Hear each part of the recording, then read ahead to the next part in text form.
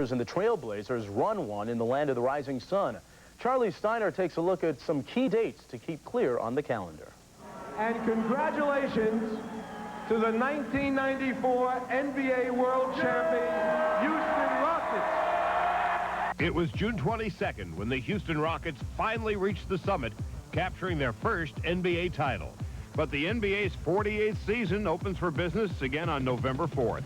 And the Rockets will open defense of their crown at the summit against New Jersey as Butch Beard makes his Nets coaching debut. Opening night will also feature the Eastern Conference champion Knicks in Boston as the human highlight film begins reel one of his Beantown-based sequel. Kingsguard Bobby Hurley hopes to fully complete his comeback by returning to competition when Sacramento opens against Sir Charles and the Suns.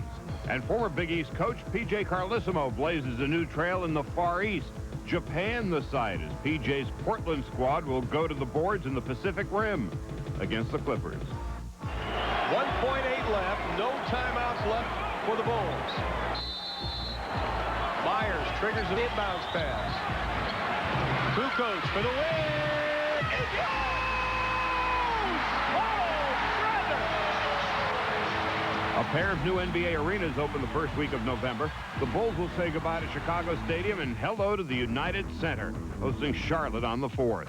While the Cavs welcome reigning champion Houston to Cleveland's new Gateway Center on November the 8th. Thanksgiving night in Boston marks the return of the Chief to the parquet floor. At age 41, Parrish looks to prove he's a steel and teal for the Hornets this season. The Mavericks and Clippers face off on December 17th in Anaheim, a game featuring not only Dick Motta and Bill Fitch, the two losingest coaches in the history of the NBA, but also former Cal collegiate teammates Jason Kidd, now dishing for Dallas, and the Clips top pick Lamond Murray. Don't expect any gifts to be exchanged in the NBA on the Christmas Day doubleheader. The Knicks and Bulls renew their intense rivalry once more in the Windy City, while Seattle will pay a holiday visit to Denver. The Sonics still smarting from their first-round playoff ouster at the busy hands of Mutombo and the Nuggets back in May. 2 weeks later, Horace Grant blows back into Chi-Town for the first time with Shaq and the Magic on January the 10th. Fellow centers of attention, Ewing and Olajuwon, will meet for the first time since last season's finals in Houston on January 19th. The Knicks and Rockets also play in New York on February 19th, just a week after the All-Star weekend in Phoenix. April's stretch run features the end of an era as the Boston Garden will be closing its doors at the end of the season. The Celtics' final regular season home game April 21st against the Knicks. The 1,107-game regular season closes 2 days later with the Knicks hosting Shaq's Magic Act. And Western Conference finalist Utah will be visiting Houston, the Suns, and Sonics, the West's best the past 2 seasons heading into the playoffs, battling for postseason position. Meanwhile, down in Dallas, there's some bad news on Roy Tarpley. He'll be on the shelf, but for how long? We'll tell you when we return.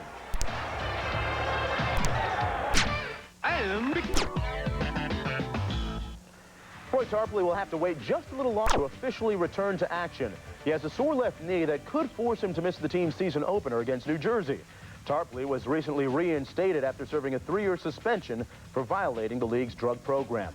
The Denver Nuggets and Brian Williams have finally agreed on a contract. The 6'10 backup is reported to have agreed to a deal that will pay him just over $12 million over the next 5 years. He was a great force in last year's playoffs inside.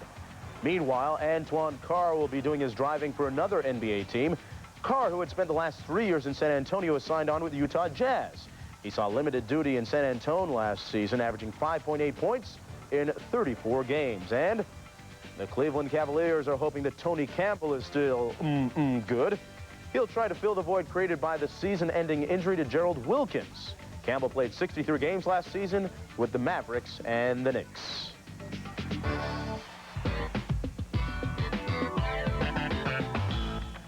And then there were 3. Juwan Howard's agent, David Falk, has volunteered 2 of his clients, Rex Chapman and Calbert Chaney, to take pay cuts to get Howard signed. The Bullets, meanwhile, said no way. Now, David, Mike Dunleavy says that when he looks in Glenn Robinson's eyes, the big dog, he says, definitely wants to get into camp and play. Where do those things stand? Well, he does want to play, but he's not going to do it for $100 million. The longer this goes on, the less leverage Glenn Robinson has. The European season has already started, and with the unsettled labor situation next year, there's no guarantee that there won't be a rookie salary cap. So if he doesn't sign this season, he's taking a big risk that he won't get anywhere near the $60 million he's already turned down. Maybe won't be on Showtime then anytime soon. And speaking of Showtime, we have a Showtime spectacular coming out. Check out G.I. Joe, as in Joe Dumars, getting the J-O-B-D-O-N-E. The job done. Swish. Later on SportsCenter, the Worm takes another bad turn in San Antonio. We'll look at the NFL's Walking Wounded, while Venus Williams successfully begins. Showtime is brought to you by Coca-Cola Classic. Always the real thing. Always Coca-Cola. All right, time to check yourself before you wreck yourself. It's goodbye preseason. Hello to the real deal, Jam Posse style on Showtime. The way to take advantage of it is to shoot well, and that's what we didn't do. And for three, it goes! It counts! Did he call it, Dave? Gives it up. 2 on the clock. Raul for the man side. Three-point gun. It goes. Tristan Thomas. There it is. For 3. Got another one.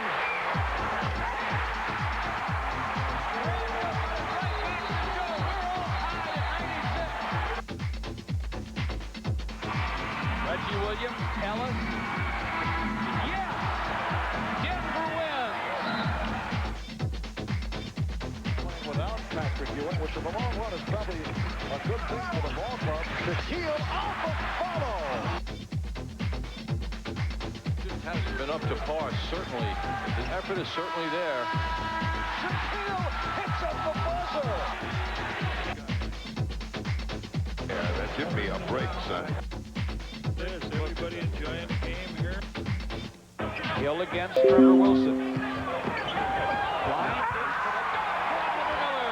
That's special, folks. All right, some final thoughts. Jack Ramsey, you first. Give me your Rookie of the Year, your MVP, and the NBA champion. Grant Hill's the best rookie, the Shaq as MVP, and Phoenix to win it all, Mark. And David, you next. Who do you like? Grant Hill, Shaquille O'Neal, and if they don't implode, Seattle. Me, I'm going to go a little differently. I'm going to take Donyell Marshall. I'm going to take Charles Barkley as the MVP and the Houston Rockets to repeat as NBA champs. That's all for this edition of the NBA Today. And as we say goodbye, let's officially put a seal on last season. We close with some of the indelible images and visions from a season gone by. For the entire Jam Posse, including many talented people you never see, I'm Mark Jones. See you later. When I walk away from the game, I won't miss the cheers because it was there. It was there. I can remember those things, but I don't need it to live. I don't need it to survive.